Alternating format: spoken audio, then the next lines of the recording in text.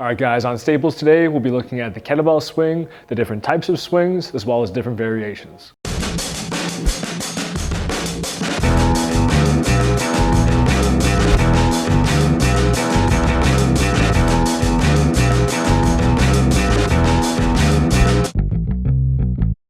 So the kettlebell swing, one of the most versatile movements you could possibly do in the gym for strength and conditioning. Whether your program's geared towards more for strength, fat loss, muscle building, conditioning, endurance, anything you could pretty much name, the kettlebell swing or one of its variations has a place in it. For the purpose of this video, we're going to dive into one type of the kettlebell swing, which is the Russian kettlebell swing. Contrary to the American swing where the bell actually goes overhead.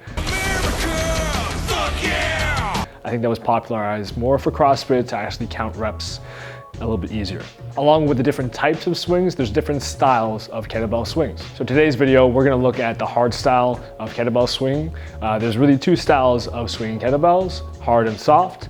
Hard is something that's a bit more ballistic and explosive on each single rep. And soft, you might see a little bit more on Instagram that catches your eye. Those types of swings or flows are more soft style. They're more for endurance and they're more fluid movements that are geared towards performing a longer set of kettlebell swings with a variety of different variations.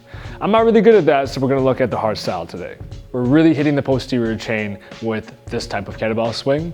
We're trying to engage glutes, hamstrings, and the upper back, as well as the core to support the whole movement. This is one that engineers proper movement through our whole body because we're trying to build the entire chain. We're gonna dive right into the setup.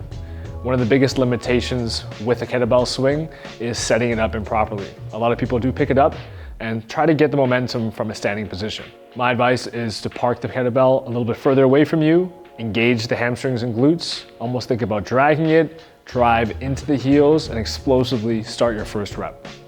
This momentum you gain from the first rep will allow you to continue your set uninterrupted.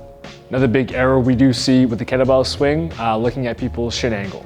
We do want it to be mostly vertical. A forward shin angle does show that we're using a little bit too much quads with the swing. Ideally, we do want something close to a vertical shin angle, just to recruit the posterior chain properly. Along with that, we're trying to keep the shoulders tucked down and back. Almost think about squeezing your armpits, keeping that whole chain nice and rigid.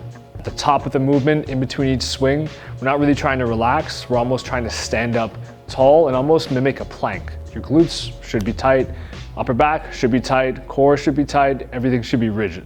Your hamstring mobility will depict how your swing is going to look, especially midway through the swing when you're swinging the bell between your legs. If someone has mobile hamstrings, your torso might be at 90 degrees versus someone whose hamstrings and glutes might be a little bit tight, you might not be able to get all the way down.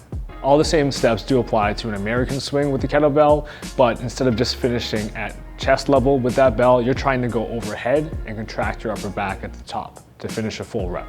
One good tip for upper body stability is to keep your elbows slightly bent to engage the lats a bit more. I call this T-Rex arms, and I think my first video on this channel. And if it's a bit too easy for you, and if you're stuck with a little bit amount of weight, try doing dead stops to reinforce that starting position. Depending on your goal in the gym, reps can be virtually from 5 to even over 20 reps. Two quick variations you can play around with would be the one-arm kettlebell swing, as well as the double kettlebell swing. With the one arm, you're gonna be really stabilizing your bodies to make sure you don't sway too much side to side with the hard style of the swing. With the double kettlebell swing, you're almost gonna be assuming a sumo stance and really thrusting with this hip dominant variation of the swing. Make sure to include this versatile strength and conditioning exercise in your program.